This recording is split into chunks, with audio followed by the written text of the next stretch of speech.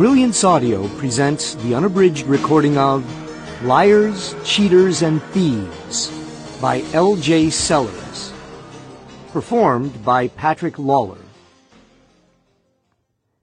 Chapter 1, Thursday, November 10, 10:17 p.m. Prez woke with his face in a puddle of vomit.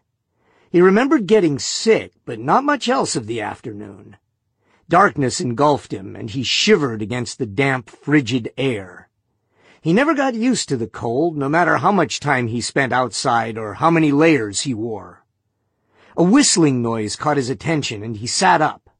From his cardboard tent, he peered across the grassy strip that separated the little canal from the tavern's parking lot. A figure in dark clothing moved quickly toward the vehicle in the corner. He'd seen the Jeep parked there many times before, but this time the driver was inside, hunched over the steering wheel. By the size, Prez assumed it was a man, but the distance and darkness made it impossible to tell if the tall person approaching was a man or a woman. Prez had a fleeting moment of disappointment. If they'd both been women, he would have hustled over and hit them up for money.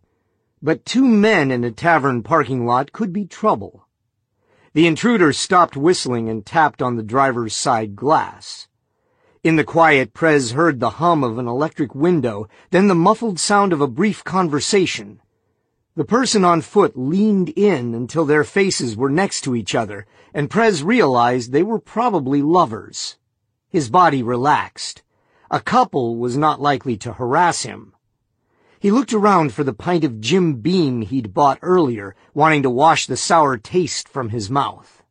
He found the bottle wrapped in a dirty blanket, swallowed one of the last mouthfuls, and looked back at the couple in the parking lot.